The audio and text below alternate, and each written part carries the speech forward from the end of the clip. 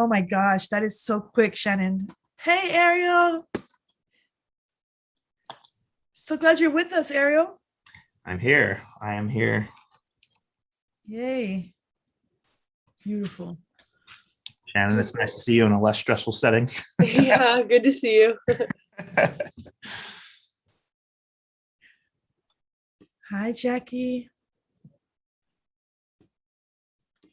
I know, Ariel, I was like, I know him. Like, I don't know if I need to disclose that. And they're like, well, we know a couple of the others. It's fine. I was like, okay. Yeah. When you're on the community outreach team, you know, like everyone that could possibly interview you. So it's kind of like, they're just like,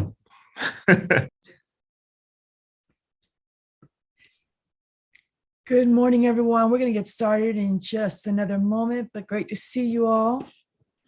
We're over here talking about the fact that next month we're already 2 months away. We're looking at graduation. Shannon was saying she's got her cap and gown behind her already, which is just kind of freaking me out. I'm not ready. So welcome, everyone. Okay. So we will get started. Welcome to our April 14th. Whoops, I just saw the date on here is wrong. Our April 14th Isla Vista Community Network meeting. I hope that all of you got the agenda in your inbox for this meeting. But if not, let me know and I can post it on the chat. And so my name is Diana Collins Puente. I serve as the chair of the Isla Vista Community Network. And to get us started, I want to do the land acknowledgement. We would like to acknowledge that this meeting is being held on the traditional lands of the Chumash people and pay our respects to elders, both past and present. We honor the traditional territory as well as the story and contributions of the Chumash people to the land upon which we gather and create. So thank you very much.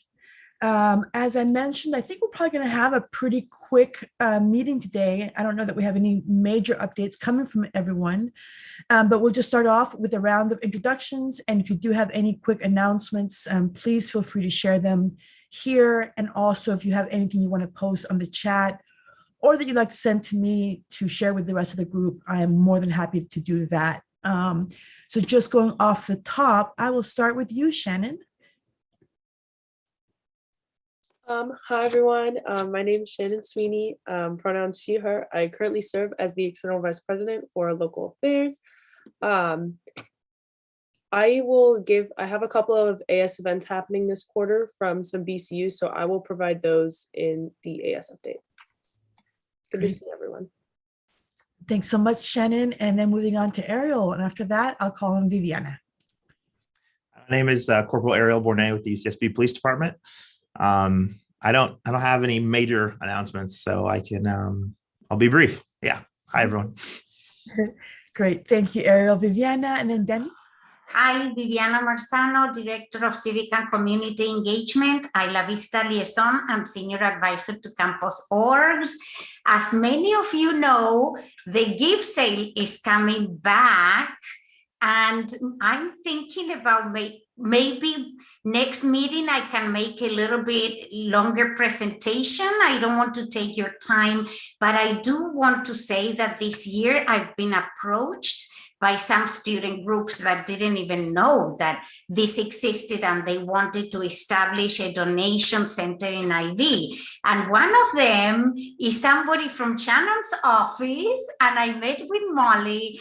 And so this year I'm planning to have like a quasi-committee with all the student groups to see if we can get more volunteers and things like that. That's so awesome. It's so cool to have it back, Vivi. And I'm glad that the students and you are collaborating on that, because that's great. And then we've been talking it up too, kind of pointing everybody in the direction of Embarcadero Hall. Is that still going to be the perfect? Letting them know to kind of get themselves ready for it. Wonderful. Thank you, Viviana.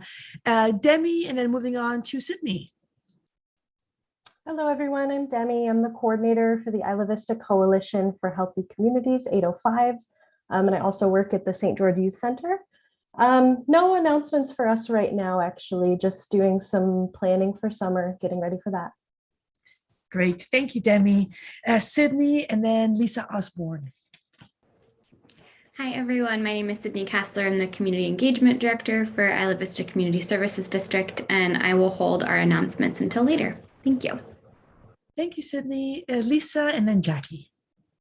Hi, everyone. I'm Lisa Osborne with KCSB 91.9 FM, and KCSB is planning its 60th anniversary celebration that's going to happen over All Gaucho reunion weekend at the end of the month. So that's pretty big news for us in planning. We're having alumni come back, and the founder of the station 60 years ago, Bill Harrison, who started the station in his dorm room, will be there. So it should be fun. Yeah. It's nice to see you all. Yeah. That's great, Lisa. Thank you so much. 60 years. My goodness. Thank you. And then moving on to Jackie. And after that, Jonathan.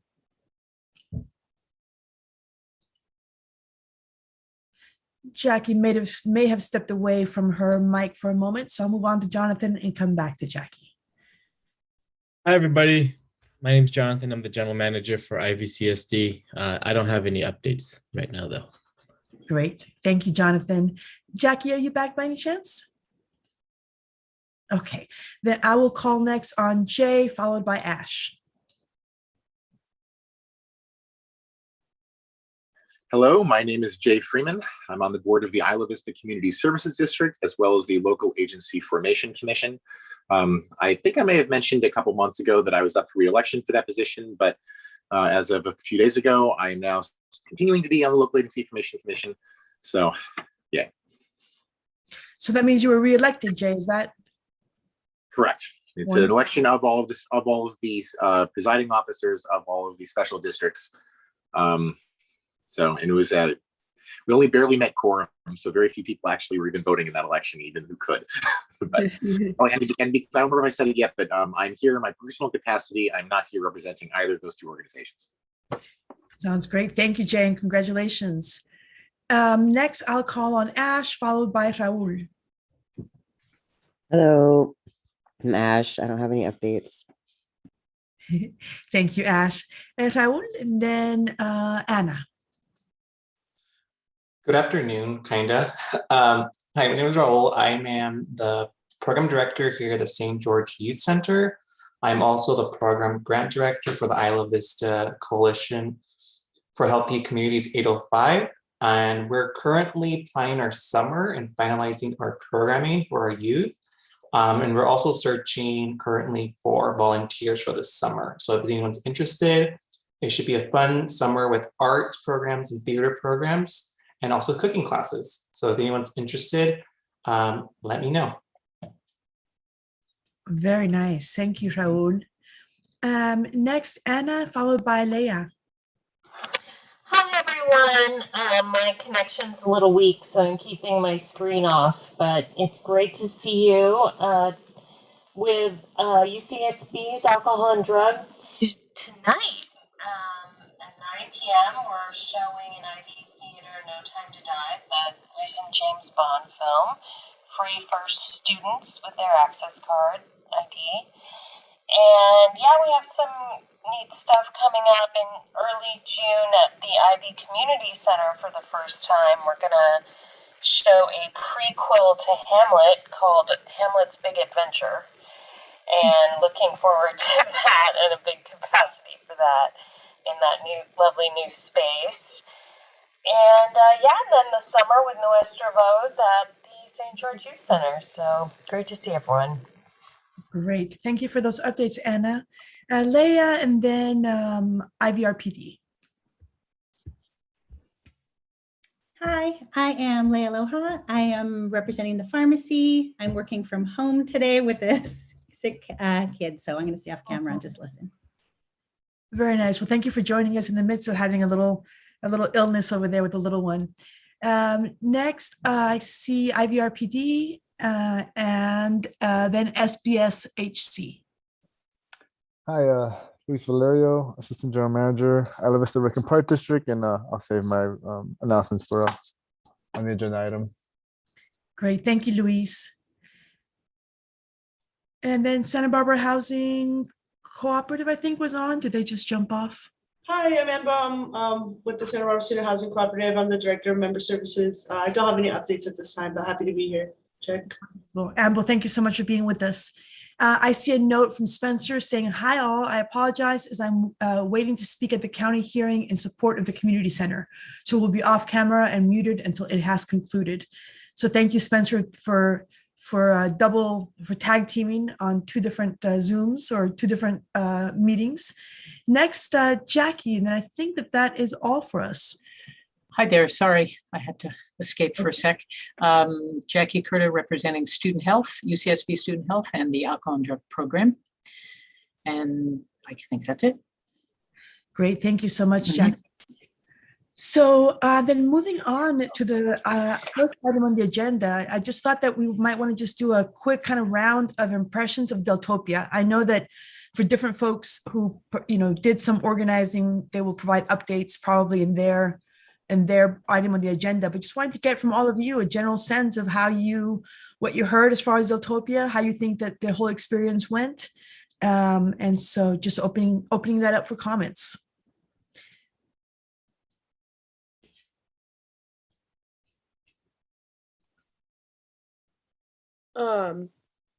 I think the weekend went well with regards to low citation numbers, but it did seem, I think just walking around IV like that weekend, I noticed there was like a lot of out-of-towners, people asking where the beach is, or like I saw a guy like walking with an open container and then asked which direction the beach was, and I was like, you're not from here if you don't know where the beach is. It's pretty like easy to figure out.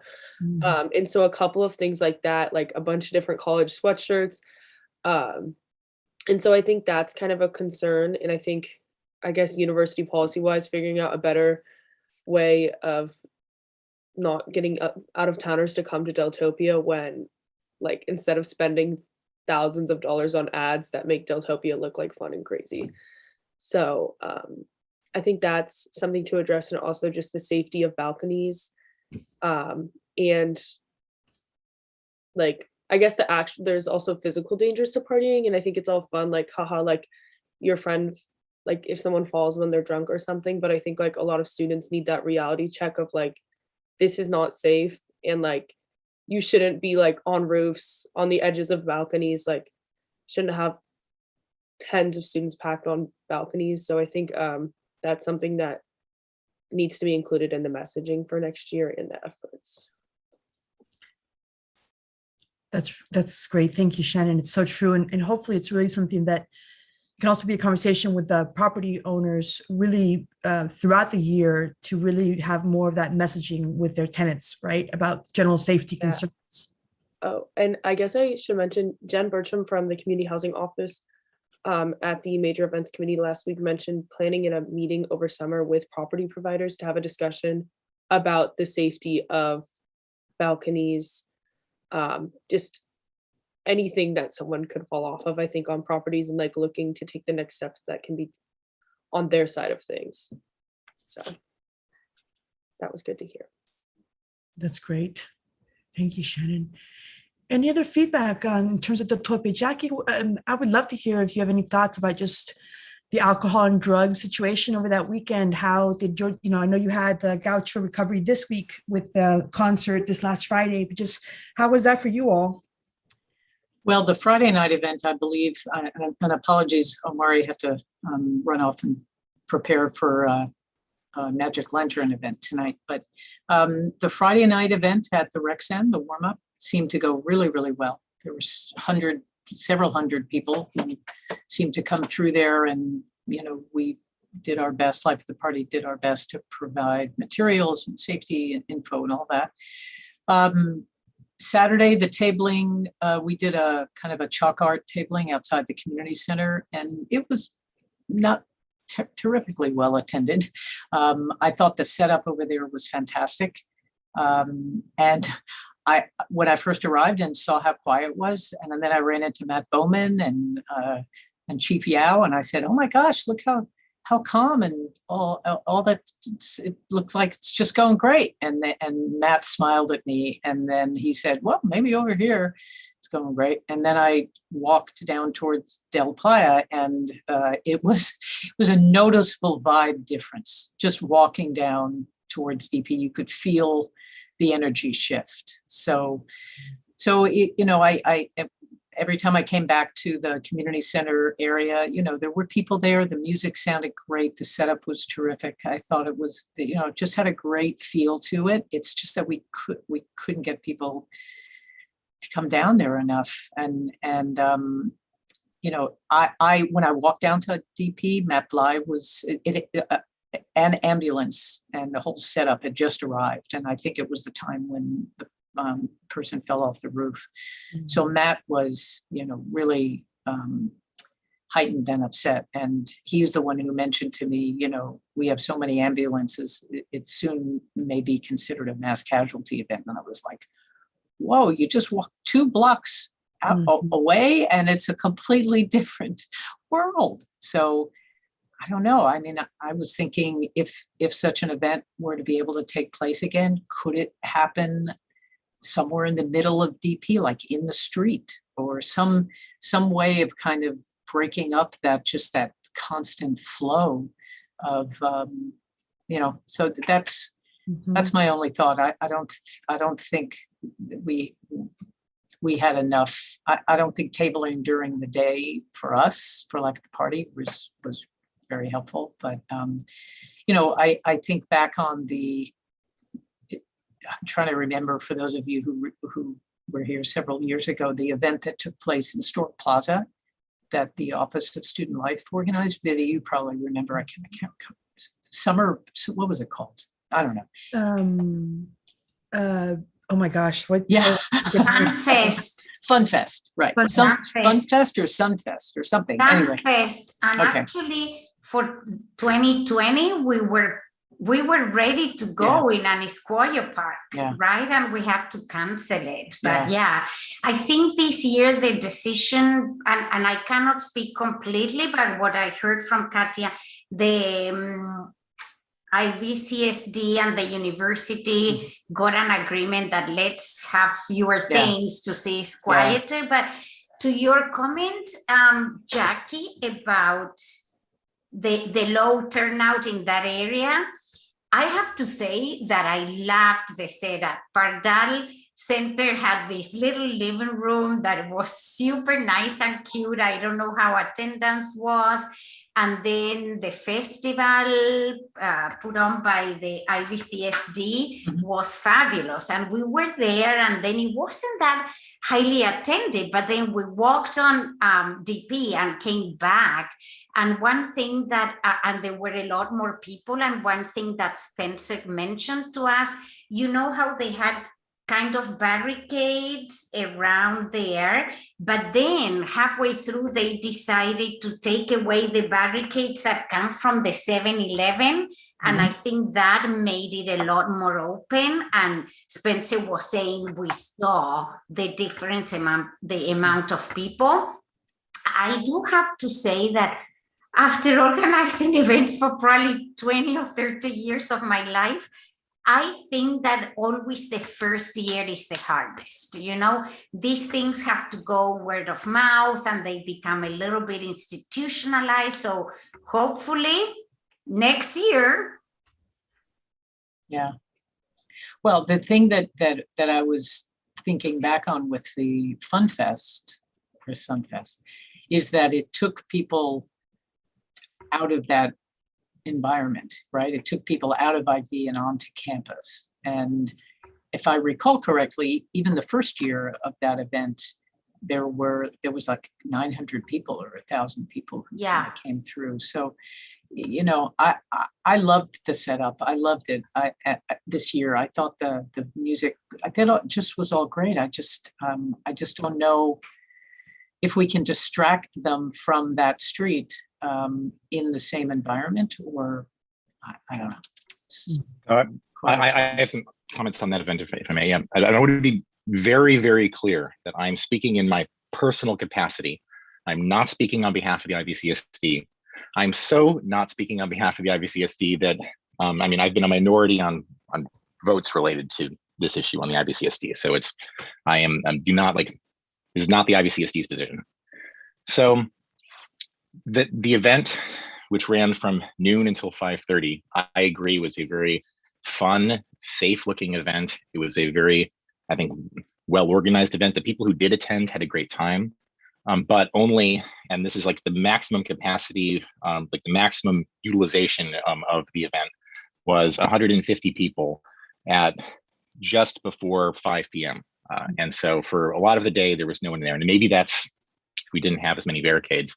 But when I spoke to a number of the police in the area after the event, their commentary was that people want to go to the parties and they want to drink and they want to, and so and particularly because a lot of the parties were occurring in house parties along DP, the response that I got was that the event, as we had timed it in the position we had, it wasn't very useful. And the issue that I then keep coming back to, and which I want to make certain that everyone does understand, is that we spent $90,000 on the event, which had 150 people show up. And so I'm very curious what the amount of money that was spent on something like Sunfest you were talking about, try to provide some kind of contrast. I myself with Kinyasuda have run an event in that same park, and we had a budget of the order of like $500, and we didn't have the giant multi-level stage with the big projection television on top, but we did manage to organize almost as many people. So I keep having this feeling that from the amount of money that we spent on it, it was a much larger failure than might otherwise be described. And there are things that we could do to try to make it improving next year. And I think that that's a big thing that we need to get out of this. And so your comment, maybe a different location, you were mentioning putting it on maybe even on Del Playa, or the opposite, to try to drag people as far away from Del Playa as possible. One thing I noticed is that having the giant event made the area feel more like a fun party. Like you walk into IV and the massive music source that is permeating IV is now coming from the Spring Festival. Even if people aren't going to it, I think it made the area feel more like something that might actually attract people. But that's very much my opinion. I did not have any, I didn't do like exit surveys on attendees of Deltopia or anything to try to figure that out. But it is not clear to me that that event as organized had a positive effect. And if it did, it's not clear to me that it had much of a positive effect, certainly not $90,000 worth of a positive effect. And I'm going to bookend. This is my personal opinion. This is certainly not the opinion of the IVCSD. So.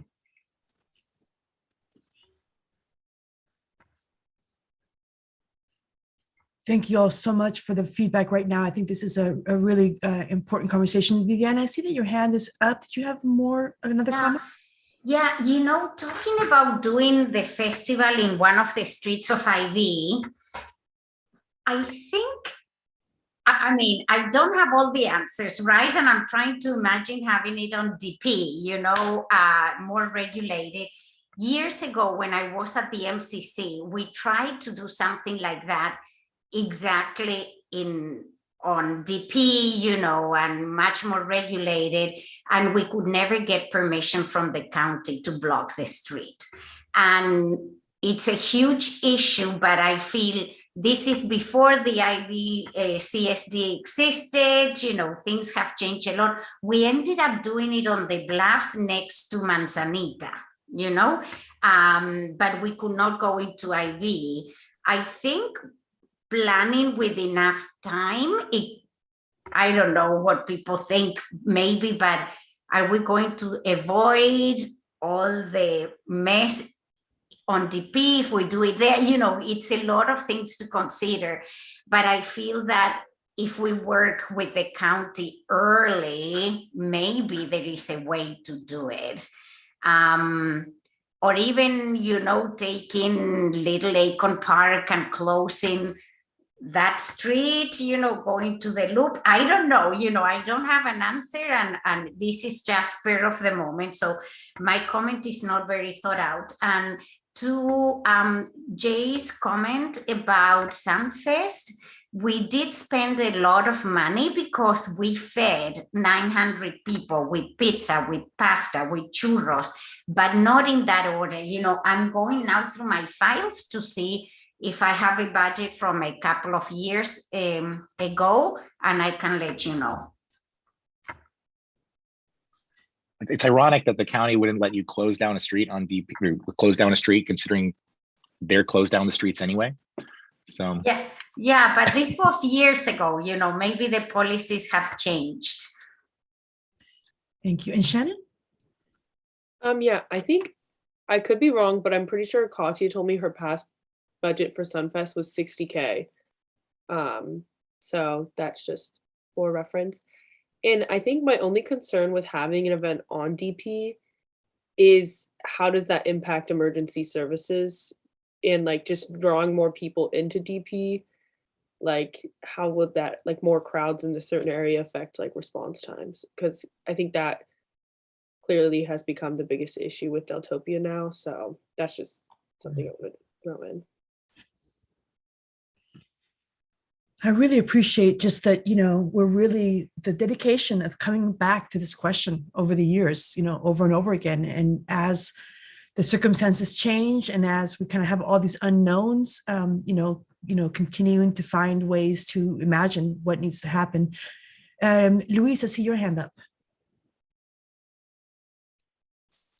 Yeah, I mean, I think in my head, I think, you know, it's maybe we're looking at the wrong way. Maybe if we want to do something, we should do something that's truly different, right? If we're doing a concert that's very much mimicking what's going on in DP, right? There's already music going on, there's live music.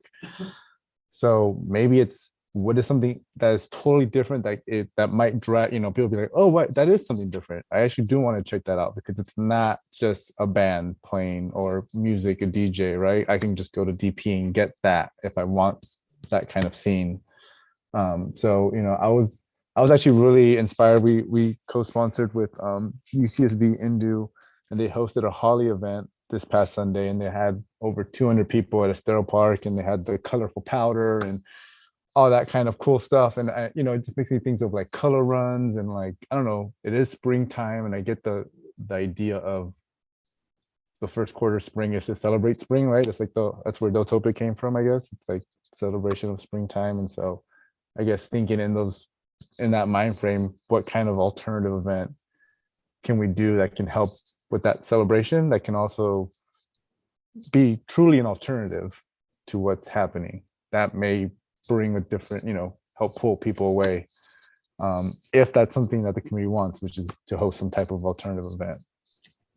Mm-hmm. Thank you, Luis. And Spencer? Hi, everyone. Apologies again. I'm double Zooming right now, waiting to speak in support of the IB Community Center. But I appreciate all the feedback that everyone has gotten or has given. I'll share that tomorrow we're going to be having a debrief meeting with our festival staff and some other folks about how things went during the past weekend, and talk about some of the improvements that could be made over the next year. So the feedback is very timely. I first off just want to, I think, highlight some of the things that we can be proud of, because I think that there's a lot broadly this weekend that we can be proud of.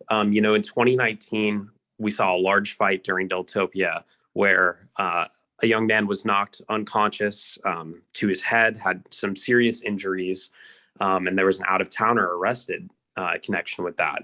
In 2018, we saw 2 out-of-towners arrested for having firearms during Deltopia, a very scary situation.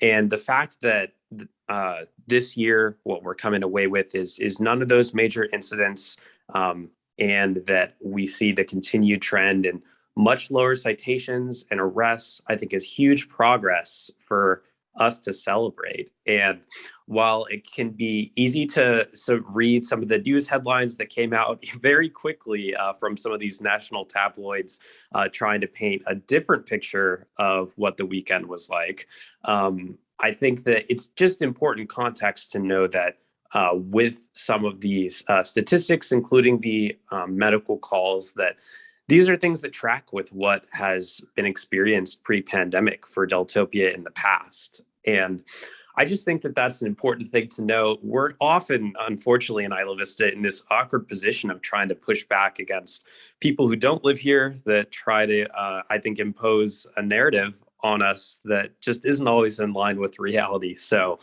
I'll bring that up. I will also say, in regards to our event, just some official statistics. We had around 1,100 people attend the event. We had 5 different local artists. The most popular was Dead Set right there at the end when we had a much larger crowd there from the 4 o'clock to 5 o'clock hours. And, you know, that was the exact time frame where all the surge of medical calls was coming in across Isla Vista. And I think it's something to be said that our event did come off incident free, which I think is a really big thing. And overall, I also just really want to thank everyone that's been involved in this conversation. This is such an important issue that we are all tackling to try to figure out how do we envision this? How do we reimagine it? Because I think, Jackie, you're totally right. This is not a one-year project, it's a multi-year project. And it's something that is going to take time for us to get to the ultimate place that we want to be. Again, any feedback that folks have about additional improvements is super helpful. I'll also point out too that from my own and from our board discussion, I think that one of the things identified was that a large portion of the budget was spent on security, and that is something that we ended up kind of amending on the fly to make it easier for people to access the space by opening up all the entrances and exits and taking away some of the barricades, which I think is a big thing for us to evaluate. You know, it's a pendulum, right, about how much planning and security we have, you know, versus, you know, and safety. So I think we may have been too far on one side of the pendulum with some of these things that we can adjust in the future. So thanks, everyone. Great. Thank you so much for that. Also, Spencer. Oh, and Ash, please. Hello. Yeah, I was there near the beginning and middle-ish, and it was way too hard to get in. I did it anyway. I really didn't want to do the whole put your arms up, turn around, get scanned, get a bracelet. And I had to do it 4 times because I was going back and forth between the safety station at Little Acorn Park to get snacks and charge my phone. And I think most people probably saw that and were like, no, I don't want to deal with that. And yeah, so I'm glad, I guess, you fixed that near the end, but it would have been nice if we had spent that money instead on food for everyone or something. Maybe think about that for next time, or I don't know what else you're thinking about. But also the DJ set was too loud. My ears were hurting and I left. Check. Thank you very much, Ash. I see if Ash and Spencer, both of you have your hands up, if you want to just put them down. Otherwise, I will just keep calling on you in case you have more to say. But thank you for that feedback. I really welcome any other thoughts. I would just say, maybe Shannon, you'll do this a little bit in the AS update, but just to share with you, you know, we had the opportunity to both, you know, we had planned things Rodney and other staff set up the chill out space at the Badal Center, which was awesome. It was a great place for people to come by and get information, get food, get other kinds of resources. It was beautifully set up, and so it really kind of felt like a little bit of a retreat spot, which was very nice.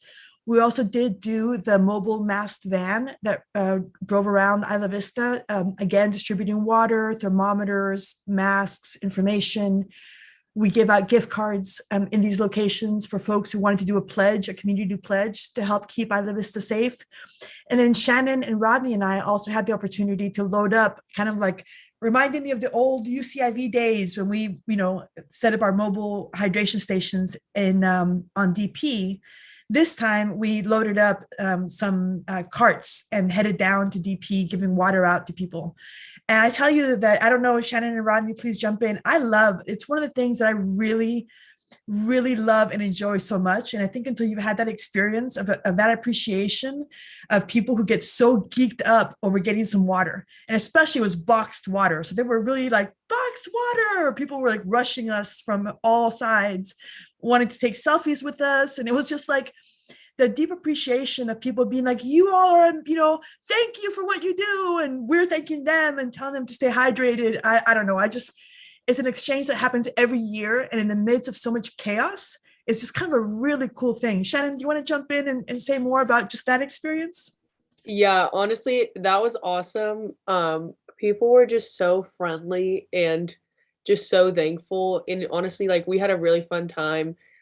Deanna was throwing waters to people on balconies. Like it was a lot of fun. And people were just so thankful, like telling us that we were gods and the best people ever, like very unique compliments from the people we gave water to. So that was definitely a highlight of my Deltopia. Just being able to give waters out to people and like make someone's day and hopefully keep them a little more hydrated. So yeah, I think it was really cool. And I hope that Public Safety Commission's coming back this year. So hopefully next year there can be the full-fledged UCIV.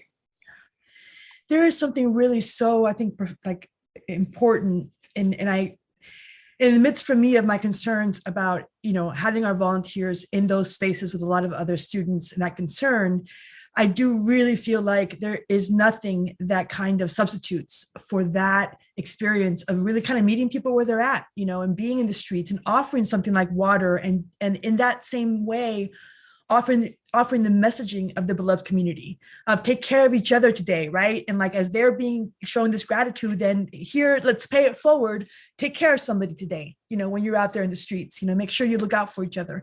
So there's a very special way in which I feel like that creates a culture of love in the midst of, all of the other stuff. So yes, that was a highlight for me too. Rodney, did you want to add anything to that? I'll just agree with everything that you all already said. It was really fun and people were so appreciative. It was, it was actually something that, made me really good that I hadn't really felt in a couple of years, so it was really nice. I really enjoyed joining Shannon and Deanna in that mission. So cool. Thank you. So I don't see any other hands up, but I did want to just again. Oh, yes. Yeah, the note about going out and doing the water and everything, that was something that had come up during, I think it was during the NIVCSD meeting that people were sad that UCIV wasn't out in force in the way that it had been in prior years, and that potentially even, I mean, this is the argument, from working on UCIV, but this is to restate it that, having water and available might be able to decrease the number of medical transports by keeping people hydrated and things like that. And so I remember from the Ivcn meeting 2 or 3 months ago, decision that UCIV was not going to be out giving water. But I'm curious if that's something that might now be reconsidered for future years is having the kind of like in-force group of people going out there as opposed to just some, the enthusiastic alumni of previous UCIV. So. What I would say, Jay, is I think, yes. I mean, part of the thing with UCIV the last couple of years, the UCIV program, for anyone that's not familiar with it, is a volunteer program, but it's run by Public Safety Commission, and that's all AS entities. We have not had leadership in AS Public Safety Commission for a couple of years, which has kind of inhibited the possibility of even having a UCIV volunteer deployment, but also, of course, COVID and having people in any form volunteering over the last few years has been really tricky. So I think we do very much hope that Public Safety Commission will reconstitute itself, that UCIV program will launch again, not only for Deltopia and for Halloween, but also during other kind of red flag times of the year. Like we all know that the first 8 weeks of fall quarter are some of the most dangerous around sexual assaults. And so really wanting to make sure that we have kind of, our entities out there during that time. The other part that I would mention is that it's also, I think the opportunity that we saw even with this one is for a little bit of a deconstructed UCIV deployment, meaning how can we continue to tap on these great other partners and collaborators throughout the community that are doing things.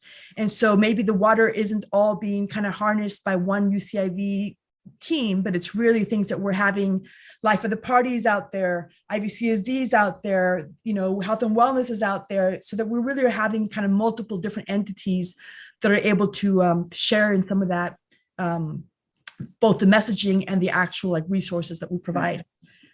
So I would love to keep kind of doing both of those things. And Jackie, did you want to jump in? Yeah. As you know, Deanna and others do, I'm a big fan of UCIV, have been from the very beginning. And I think in addition to the actual resources like water and so on, I always felt like the significant value of it was students speaking to students. It was that peer voice that makes, I think, such a big difference, because students receive messaging different from students than they do from staff. I had raised my hand and you actually, jumped in with my thought, which I appreciate, which is in situations like this where we may need to even staff up or students staff up a UCIV team, there are a significant number of peer groups on campus who would probably step in happily if they had something specific to do. I mean, just for life of the party, I guarantee you, they would have been real happy to be walking around distributing waters more than sitting on a table that nobody showed up to. And I think health and wellness would. I think the mental health peers would. I think there's a whole PEN group, as some of you know, a peer education network, which is 200 or 300 peers that represent all different peer groups on campus. And this is a perfect opportunity to bring these resources together with a very specific. Here is 3 or 4 hours where we want you in the community as student leaders. So I think, even if we don't get the UCIV team, numbers that we might love to get, and we may not need all year long, but in these kinds of big events, I think we could rally a large group of peers with a very specific intent. So just a thought. Yes, Jackie, absolutely.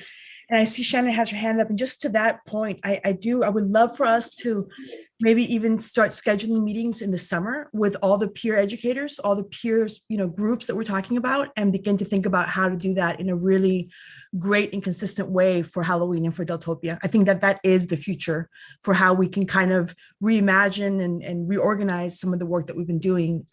Because you're right, everybody's ready to do it. Yeah. And it's a perfect opportunity. Well, I would say, and forgive me, Shannon, I promise I'll step back here, but we do a peer education network training at the beginning of every fall quarter.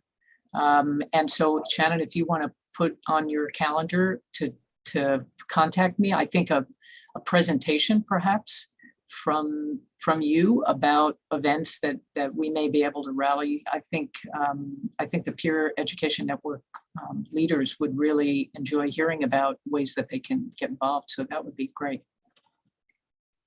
Yeah, I think that sounds wonderful too. And I think me and Deanna's big concern this year was after we came back from winter break, we had the biggest COVID outbreak the school had seen. And so I think that was our fear with sending volunteers out when we don't really know what the numbers are looking like. So I think that was just making sure we didn't want to jeopardize anyone's health. So I think just wanted to share that. But I'm graduating, and I'm actually my position is up for election right now. So the person is running unopposed, so I can, once they're officially elected or whoever is, I can put you in contact with them, because I think that sounds amazing to start planning over something. Yeah, thank you. That would be great. We always appreciated our connection to your office. Yeah, thank you. I appreciate working with y'all. And I'll definitely help, of course, with anything I can do to support that transition and make sure that we're connecting for that fall meeting. Jackie, thank you. Perfect. So thank you all for that feedback. And any other thoughts just generally about Deltopia before we move into report outs? I know maybe some folks will provide more details that could still be Deltopia related. But if not, then I would just think that if you all agree, then perhaps we can put Deltopia back on our agenda starting in the summer as a whole, so that we are in this group having that conversation about how do we want to collaborate going forward. I mean, obviously there's some great work that's already being launched. And I think there's also just a lot of opportunity as always for more collaborations and for those to start a little bit earlier in the year so that there is enough time to kind of build out whatever additional alternative programming we want to develop. So, oh, and just a couple notes on the chat in this topic that Ivy Food Co-op was carrying the box water. So shout out to Ivy Food Co-op. And then that we were able to give out 1,500 box waters on Deltopia in terms of the EVPLA's office efforts. And I think it would be true to say, Shannon, that if we would have had 10 times that water, we would have been able to give that out as well, because there were lots and lots of thirsty people. So excellent. Thank you all so much for all of that feedback. And then we will move on to the next item on the agenda, which is scheduled to be the second district supervisor's office, but I actually don't believe that anybody's here from the second district. So in that case, we will move on to associated students in IV. So handing it over to you, Shannon. Hi, everyone. I have a couple of things. A lot of BCUs are doing their big events coming up in April and May, so I have info for that. Today, there is actually, I don't know if y'all heard, but it's hosted by Campus Dems and YDSA. Laura Capps is running to be the county supervisor, and there's a meet and greet at 6:30 tonight at Woodstocks. So that's something if anyone's interested in going to meet her, and she's running unopposed. So I don't know, it's a pretty good opportunity to meet one of the candidates or the only candidate. And then the Pardall Center Carnival is coming up, and that's on the 24th, and they're also looking for volunteers. So if there's any student groups and they're also sent out a call if anyone wants to table. So I don't know if any organization here like hasn't been in contact with them about tabling or is interested in it. I can put those links in the chat to sign up in the info. Can you send me an email with that information? We can put it on Shoreline. Yeah, I can send it to our 400 student groups. Beautiful.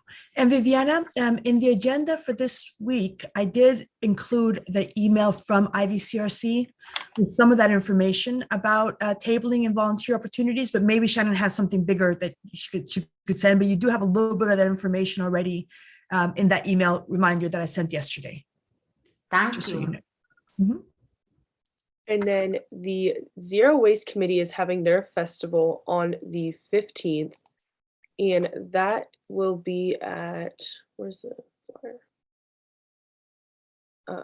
That festival will be at Stork Plaza. So if anyone's interested in going to that, and then Earth Days Festival will be on the 23rd in Ansecoyo. That's right, Luis, it's that park. In Ansecoyo? Yeah, I think it's in Ansecoyo. So yeah, correct. Sorry. Yeah, correct. Yeah, You're Earth Day good. is in Anascoyo Park. Yeah, it's going to be pretty much taking over the entire park, both sides of the pond and the amphitheater for music. Yeah, and it sounds like they got a pretty good setup going. I actually just met the chair for the first time in a class group project. So sounds like they got pretty much everything handled and they're just figuring out some final things. That's really it from me.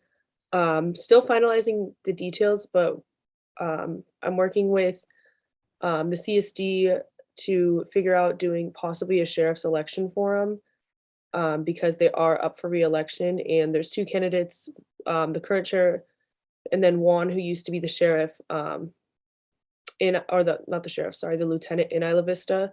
But I think it'd be a really good opportunity because a lot of times the sheriff's department, at least in their elections, are not thinking about Isla Vista or the opinions of folks in IV. So I'm looking forward to that. That's great. Thank you so much, Shannon. And I would just maybe thought helpful to add two things. One is, you kind of mentioned this, but just to remind everybody that AS elections is happening next week. And so this is the transition time of the year where we are getting ready to bring in all new incoming elected and appointed student leadership. So if you're working with folks, whether it is the fabulous Office of the External Vice President for Local Affairs and Shannon, or whether you're working with any of our other AS entities, just be prepared for that transition to begin happening.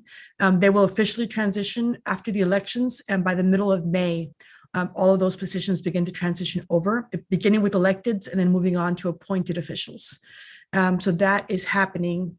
And then the other thing is, let's see. Oh, Shannon, you've got a couple messages. KCSB News might want to partner with you on a sheriff's candidate forum. Thank you, Lisa. And then Viviana, you found my IVCRC form. Oh, the table. Huh? Oh, I see. Okay. Great. I'll follow up with you, Viviana, on that IVCRC request for tabling. And then the other thing I was going to mention is we are also, of course, coming up very soon to the May 23rd anniversary. Which I know with everything else going on, we really have not kind of altogether talked about that so much. We're going to kind of be moving forward with our thinking about it. And I think, Shannon, please tell me if this is correct. I think so far, the thinking for May 23rd on our end is that it would be very similar to what we've done in the previous years, working in collaboration with many of you to have a kind of a decentralized space at the Love and Remembrance Garden, with the flowers, with the lanterns, with the pictures of the loved ones, and really just inviting people to come through that space throughout the day, as we've done in the past. But like I said, we're just kind of having our conversations. I don't want to jump too far ahead of that, but given the shortness of the time, if any of you do have other thoughts for May 23rd, either things that you're already doing or ideas that you have that you would like to see, we would welcome, please reach out, and we're happy to see how we can collaborate together on some of those efforts. So I think that's it on the AS report then. Anybody with questions or comments, concerns for Shannon? Perfect. Thank you so much, Shannon. Following up then, next is IVRPD. Luis, would you like to take it away? Yes. Hi, everyone. Luis Valerio, Assistant General Manager with the Isla Vista Rec and Park District. I'll start off with just a reminder that we do have a IVRPD board meeting tonight at 5:30 p.m. You can find the link on our website, ivparks.org. We'll be talking about park rentals, which have become very popular, and we're just going to be doing a refresher on how the public members can rent a park, and kind of some of the various steps as far as potential permits that may be required, liability insurance, all that kind of stuff. So if you're interested in learning more about that, we'll be doing a nice presentation today. On that note as well, on our website, ivparks.org, we are actively updating our events calendar. So it's on our homepage. So if you ever are interested in renting a park or just interested in what's going on in our parks, that event calendar has everything that's going on in our parks. We are almost every weekend we have something going on in our parks, which is amazing to see just how active Isla Vista is again. And we're really excited to see so many people actively using the parks. We also added a secondary calendar, our volunteer calendar. So 2 weeks ago, we hired 2 adopt-a-block assistants, Ashley and Layla. They are both part-time assistants, and they've kind of are taking forward our stewardship volunteer program, which includes adopt-a-block. And so on our volunteer calendar, you can see scheduled adopt-a-block event days. And we just ask people, individuals or groups, to email cleaniv@ivparks.org if they are interested in either doing a drop-in, which on Fridays from 1 to 4 p.m. If people are interested, they can just email CleanIV and say, hey, I'm interested in doing 2 hours on Friday. And we can get them registered, and we'll be ready for them to come in and do any community service hours that they would like to do. And also if any large groups would like to host a volunteer day, where there's adopt-a-block or any other park beautification project, also just email cleaniv@ivparks.org.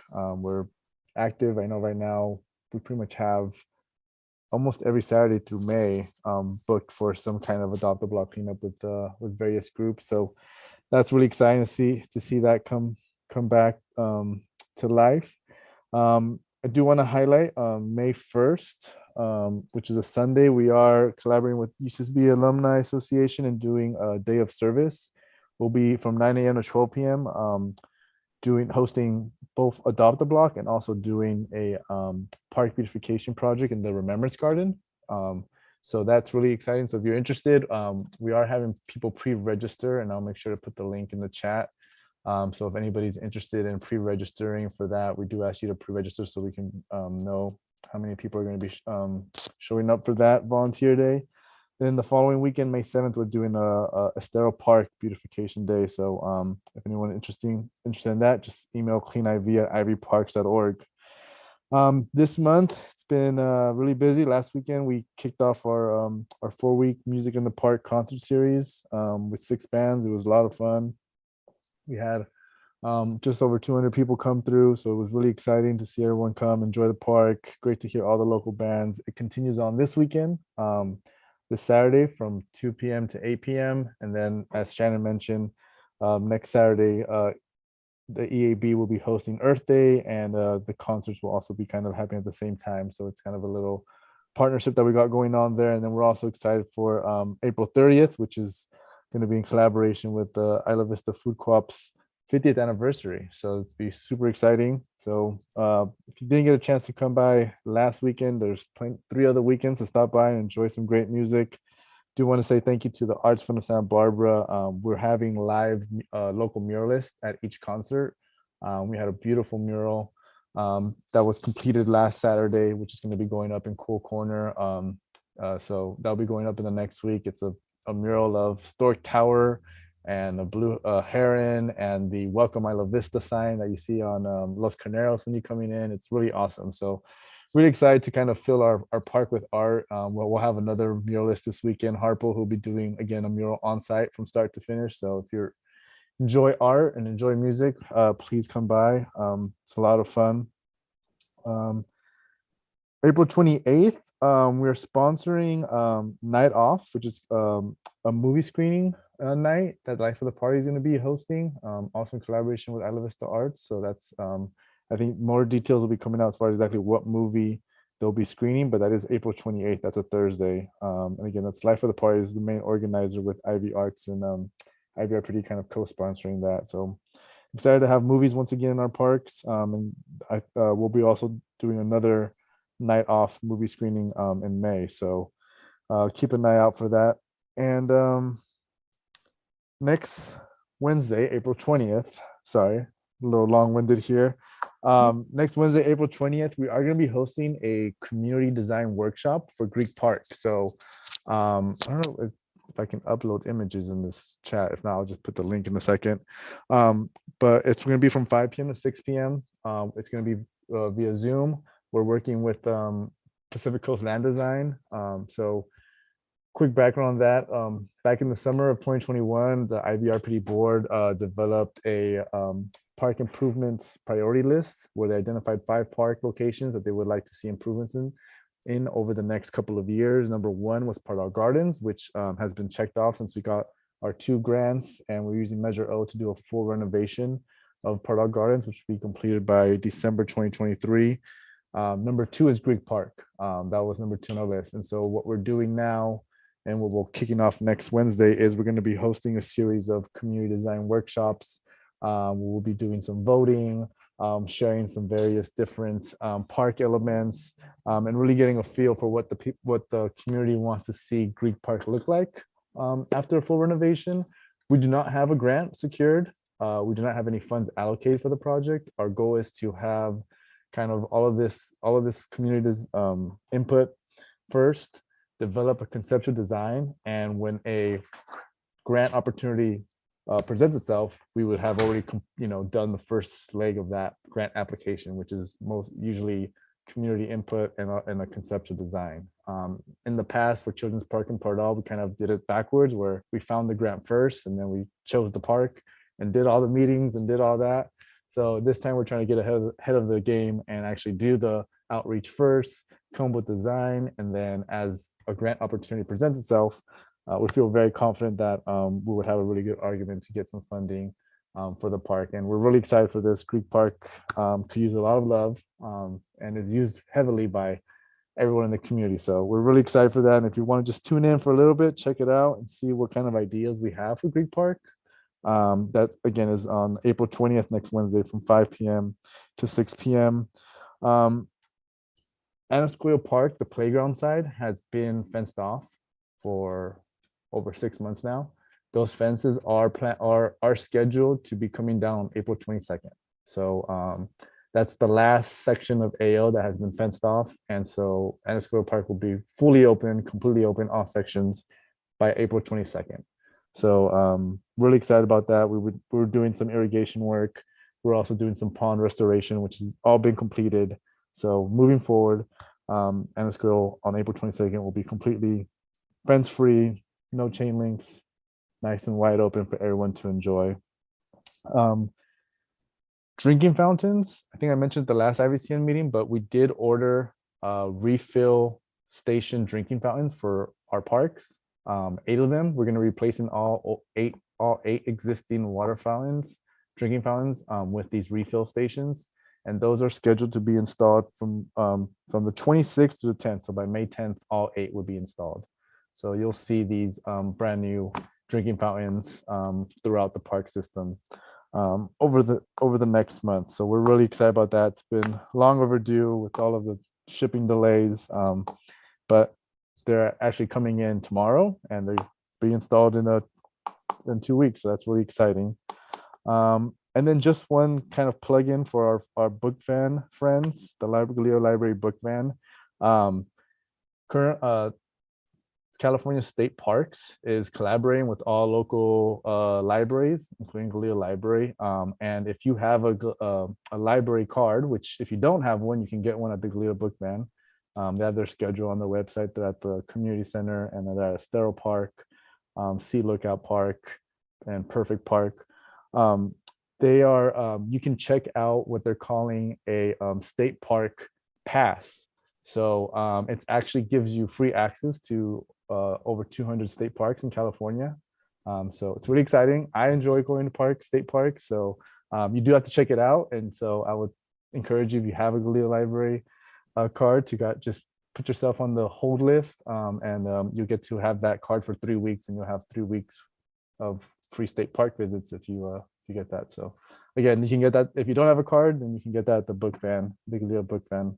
You can find their schedule. They're on a 2-week schedule in IV. So I think that's all I gotta say. Sorry for that long report. That's awesome. Thank you so much, Luis. Love to hear all this. And it really, some of the programming that you're doing really does bring me back to that thinking about, as I think, as you said about Deltopia, some of the non-concert type of, community activities that you're already seeing that have a lot of interest from the community that maybe would be things to think about for the next Deltopia. Thank you so much for those updates, Luis. Are there any questions, comments, concerns for IVRPD? Great. Okay, then moving on to the next item on the agenda is IVCSD. Spencer, would you like to grab the mic? Sure, absolutely. Thank you, Deanna. Hi, everyone. Great to see you all. I'll start out with the Isla Vista Community Center. We've got a lot of awesome programming happening there. I'll share a snapshot of some of it. We have yoga classes that are being taught on Monday mornings from 9:15 to 10:15, and then also in the evenings from 8 to 9, computer literacy courses every other Thursday, and then on Tuesdays and Thursdays at 6:30, we have a variety of dance classes, salsa, bachata, and also Cuban salsa.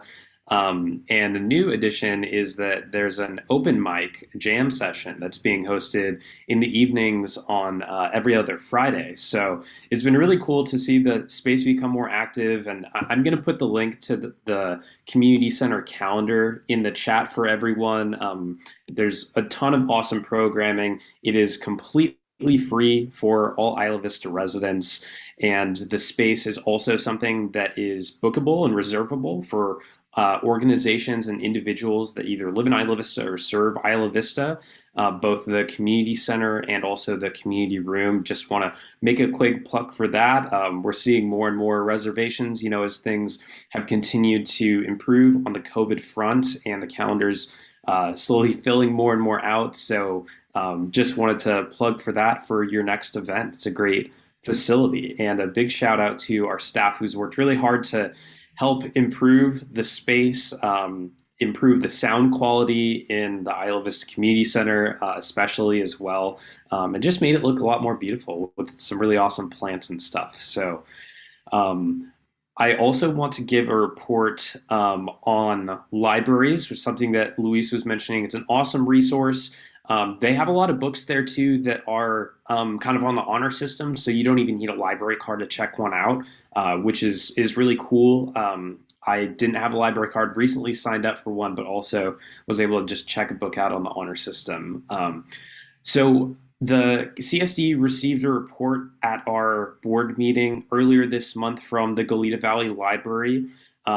In advance of that, I got a lot of great feedback from some of you and many residents about just the importance of having the services in our community where they're easy to access. They're only steps away from us. So we were pretty shocked to hear that at the time there was a planned stoppage of services in September of this year. I know many of you, or some of you might have heard of that or were at the hearing. But I did want to report that myself and other board members have been able to meet with the City of Goleta staff, and the services at the book van will be continuing through June of 2023. We had a lot of feedback from residents on our board too about some of the programmatic improvements that we'd like to see in order to have the library better engage and provide services for young adults and college-age residents. And we have a committee of our board and our staff that's going to be working with the Goleta Valley Library to try and make those resources, number one, create more awareness of them, because there are really awesome resources and such a variety too. It's books, but like Luis mentioned, it's the park passes. They have something called the Library of Things, where it's different items and equipment that you can check out, which is really cool too. So creating more awareness and also trying to do more to make the books, some of the books that they carry, more relevant to young adults and college age students, and get that advertised a little bit more. So any feedback that you all have on the service is especially appreciated. The other thing that our board is really going to do is take a look at what the long-term policy solutions are, because it's tricky to have to try and have this service that's coming into its own and becoming so vibrant, always not have the funding that it needs. And this is something that libraries across Santa Barbara County are experiencing, but we want to help be a part of that policy solution.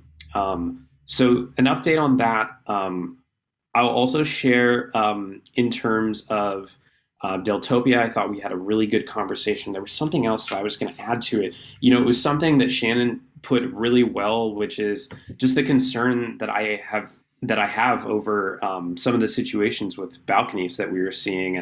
And when you're packing 100 people onto a very small balcony, onto structures that often are like 50 years old, it can be really unsafe. And it's just been disappointing to see that property owners aren't at the table to engage. And I guess I just put that out there as like a food for thought for all of us. If there's ideas that we have to better engage them and get them at the table, because it's just been frustrating, I think, to see the response to that from some property owners has been to try to point fingers at the community and not try to be a part of the solution. And I really strongly share that concern. The injury that we saw was really scary. I was actually standing right outside that house when it happened and watched the paramedics go in and attend to the young woman who had fallen. And the injuries that she sustained were incredibly scary. And there were others, during that weekend that did sustain other injuries that are really going to be life altering. So it's an important topic for us to think about in the future. One other thing I want to mention is that the CSD is going through our budget process right now. And so that process kind of has three components. The first is outreach. So one thing that we have right now is a budget priority survey that we are conducting that I encourage you all to fill out as well as share with folks in the community that are interested. We're collecting feedback on how our programs are doing and serving people to help better form our budget priorities. The second component is that we have board hearings at the CSD about each of our different programs. So we've conducted one of them already on the Isla Vista Compost Collective, and we have future ones that are scheduled on topics. I think the next one's coming up will be for our community engagement budget, our community spaces and facilities budget, so relating to the community center, and then in the future, parking and public works as well. Then the third component, of course, is that we have a budget committee that gets a little more in the weeds and then is going to present a final budget to the board later this summer. So just wanted to remind everyone that that is going on. Also, as far as the outreach component of that goes, we are doing other outreach as well. The Isla Vista Mobility Survey is continuing, and we have gotten a lot of really good responses on it. It's been really cool to see people wanting to participate.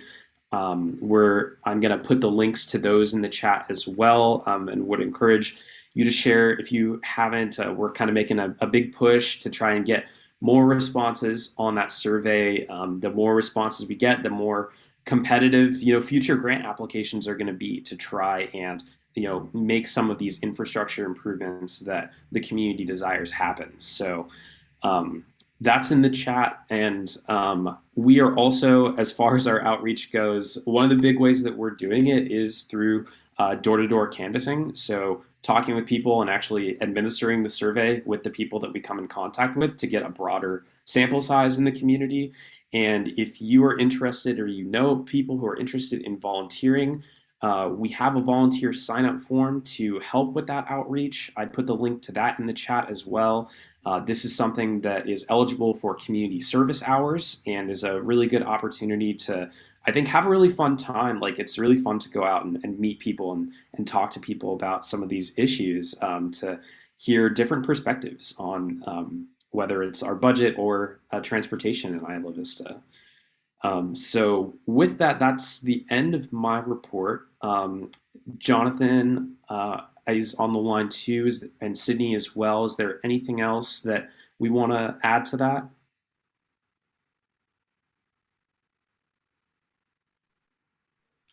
I think you covered it. Thanks, Spencer. Awesome. Well, thanks, everyone. I'm happy to answer any questions. Beautiful. Thank you so much, Spencer. I don't see any hands up, but really love hearing all this important infrastructure work that you all are doing and getting out there with the community engagement. It's wonderful. I did want to also just add, Spencer, to that thought about the balconies. I wonder, because, when we were talking about the cliff erosion, a big part of that also became understanding the policy around cliff erosion and what the communication was being conveyed to property owners and to tenants in the event of cliff erosion. I think that there's follow-up to do with that. There was supposed to have been, I think years ago now, the county supervisor was going to create a website to be able to show us which were the vulnerable properties in IV along the ocean side that were in danger of cliff collapse. And so I think that those two in my mind go very much together in terms of just some follow-up questions about how these things are being communicated to property owners and what the responsibility is for them, to kind of stay very aware and to communicate that to their residents. So just a thought about that. But thank you so much, Spencer. And then the last item on the agenda, Ariel, if you would like to speak about a law enforcement update. Yeah, I have actually a few different directions I need to go, so I'll try to move quickly. First, we'll start with the positive. The CSO safety tents, which is a collaboration with IVCSD, were very active during Deltopia. And so on Friday, they had about 340 contacts at the tent. And as you all know, they do several different things at the tent, whether it's phone charging or waters or escorts or whatever. So we had about 340 people utilize that. And then on Saturday, we had 1,585 people have contact with the tent, which is a very large number, but that's what they're there for, right? So I think that's a huge win, and that's a positive, and that's a collaboration, and peer to peer. I mean, every kind of buzzword you could throw on it, we could throw on that. So and there's room for future collaboration, right? Everyone talks about UCIV and all these types of things, and so you could kind of see how we can structure that in the future, and maybe use that to grow. Spencer, I see your comment in the chat. I will work with Pam to get you those numbers. So that's the positive. The next one is, basically it's not a positive, but it is what it is. I did want to share publicly that the funeral services for our previous CSO coordinator, Rob Crew, are going to be on Saturday, April 23rd at 1 p.m. At San Marcos High School, which is 4750 Hollister. And I'll read that again. It's going to be Saturday, April 23rd at 1 p.m. at San Marcos High School, 4750 Hollister.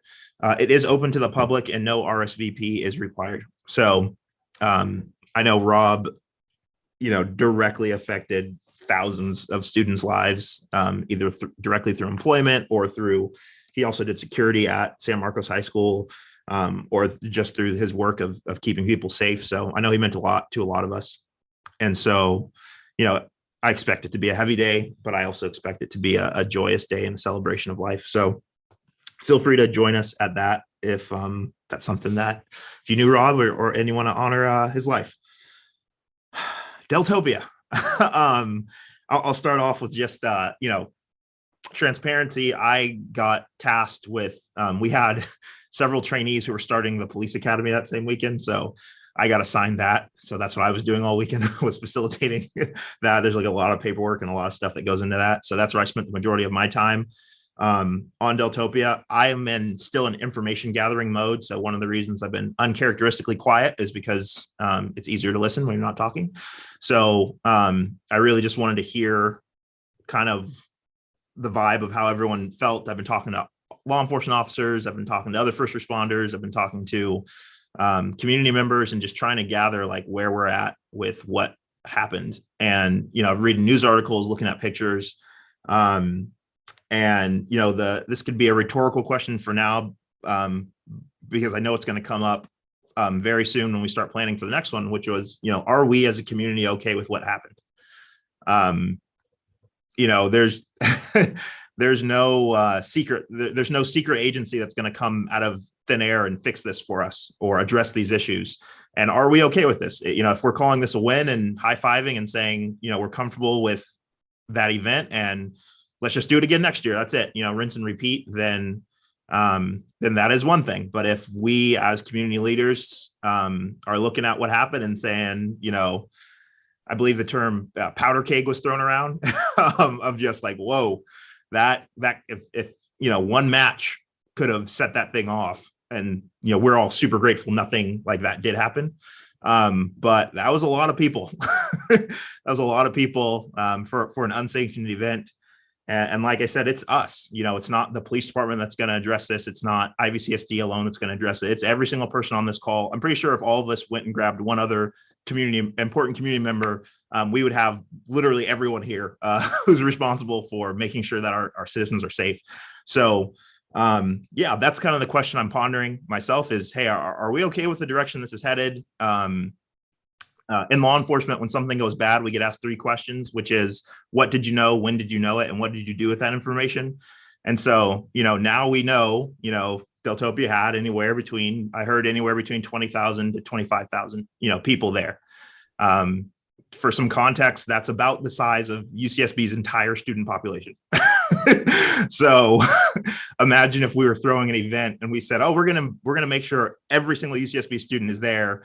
imagine the planning that would go into that, the resources that would go into that, the security that would go into that, the food, the water, the bathrooms, it would be a gigantic outpouring of people power, right? And community engagement. And so if those are the numbers that this event is going to head towards, and I'm preaching to the choir here because you all are doing it already, right? As far as making sure that our community can be safe. So these are just thoughts that I'm running through my head and trying to wrap my head around. All right, if this is the direction we're headed, they're going to be asking us, if this goes sour. So it sounds like you all have figured out the whole mass casualty event. I don't want to call it debacle, but issue that came up, that was, something that was done by, I believe the fire department. It's a technical term that basically just means they needed to justify bringing in more resources, like ambulances and stuff because of the medical calls. And so we've already been having meetings on all right, well, mass casualty events sounds like a mass casualty event. And, if you're in the industry, that that's just a technical term that like in previous years, like when they've known it's going to be a big event like this, they've declared it before the event even started. That way, that's how they justify getting in all those ambulances that aren't normally there. So, the discussions have been started on, what could have been a better way to communicate that? Defining these terms obviously could have prevented maybe some of this confusion. But yeah, to be clear, there was not a secret, all these secret deaths that we've been hiding or anything like that. That did not happen this weekend. There were just very, very large crowds that required a lot of medical attention. One point of clarification I do need to add, and it's not really even a clarification, it's just maybe a different perspective because, I am a law enforcement officer.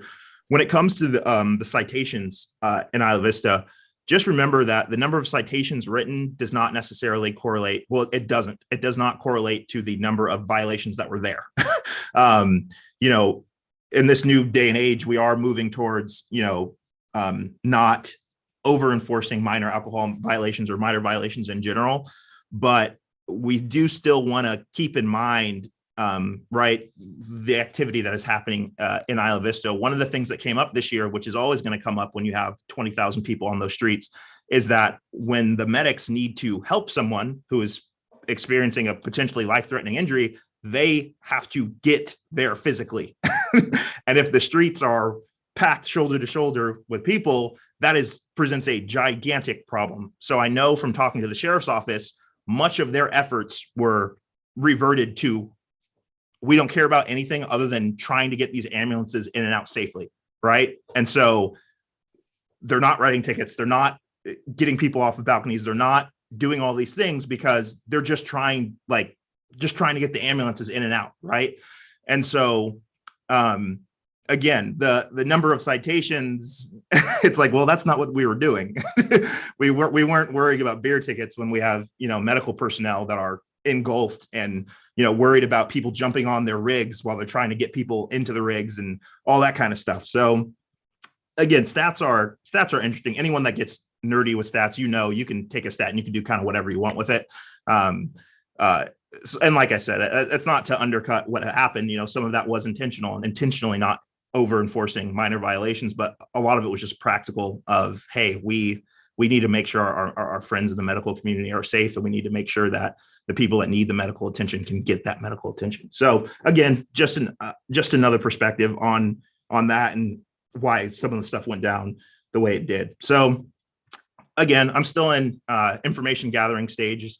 I'm looking at some of you on this call. I'm like, we're going to end up at coffee or lunch or, kind of brainstorming and thinking through some of these things. And I think the earlier we start, the better. And I don't want to take, an event where nothing, internet or national newsworthy happened and then kind of poop on it or anything like that. So, I'll take the win when we can get them, that's awesome. We were on CNN. That's a plus. That's a win. But again, maybe this is just me being the cop and the Debbie Downer. Like I'm just like, man, all right.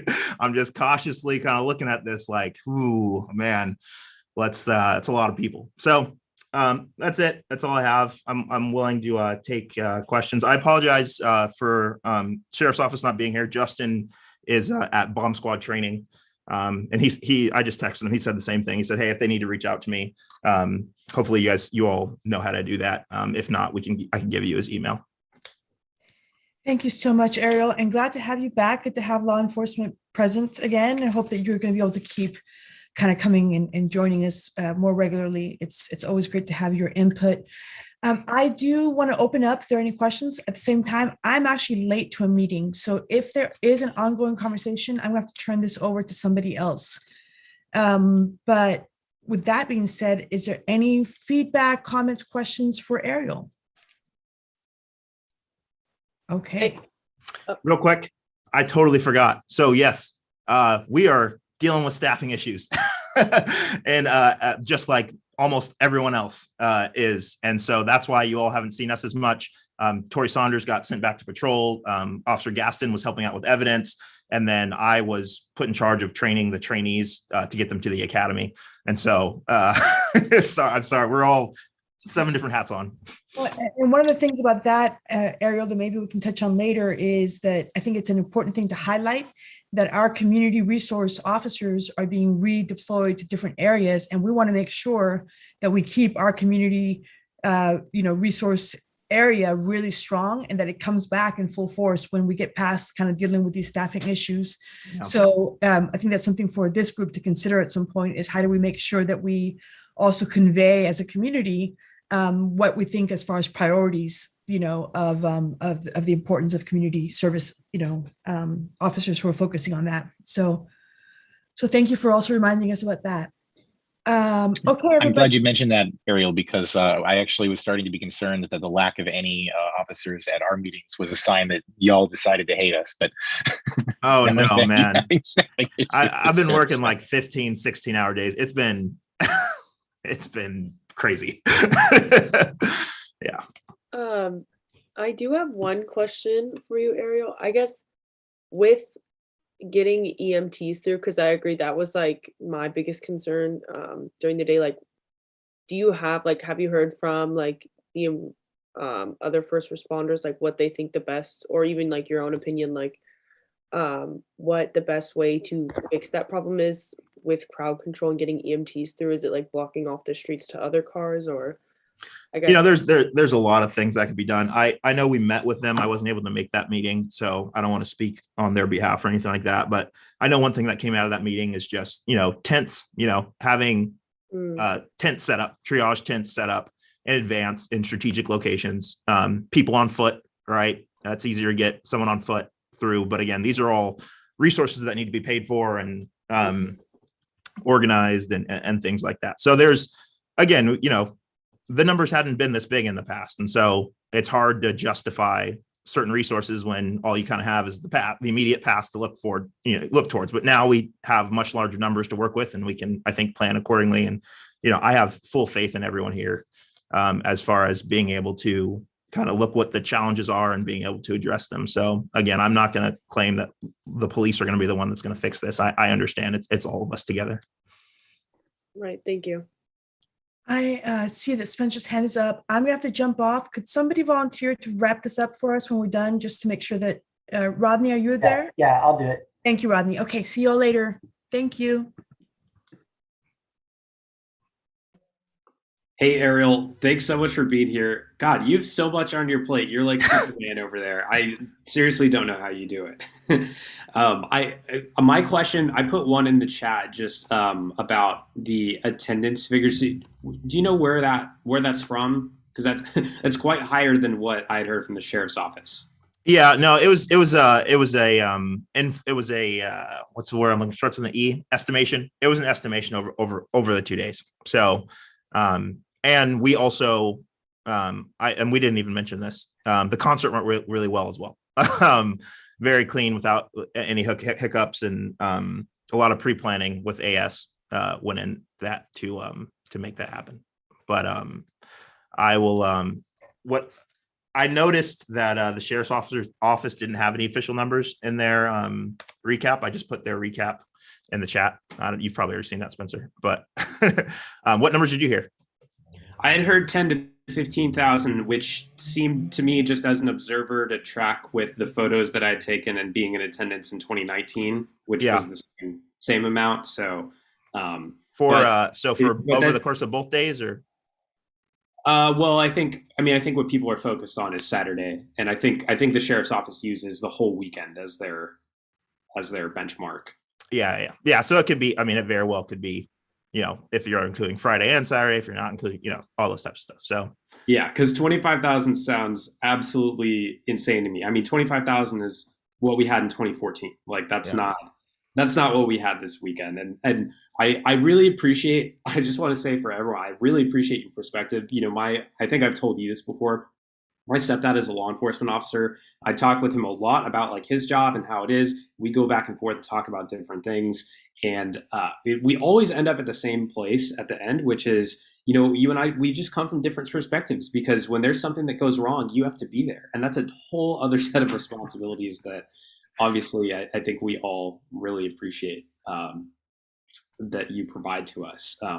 But I also will say, I think I appreciate the perspective, but I also think that there are a lot of things, and we have to work to tell the positive story about the things that are positive that do exist. And we should be careful, I think, about data and everything. At least the data that I've seen on the medical transports is that this tracks with 2019. We're at the same levels. And so, while it may feel like we're going backwards because we had 2 years during a pandemic where people were staying inside, I just think my 2 cents is that we got to be careful about how we tell the story, because those were 2 very exceptional years.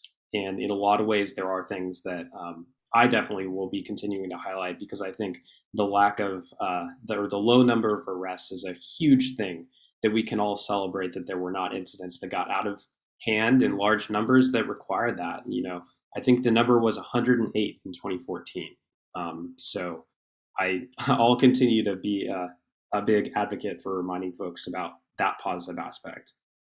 Yeah, and there's a ton of work, even just from the people in this group that put into this. And it's never my intention to talk poorly of the amount of planning and effort that goes in. But one thing, and unfortunately this is, I would say, a recent thing in law enforcement that we are trying to get better at is critique, and improvement and things like that. And so it ends up being very, very, very helpful. And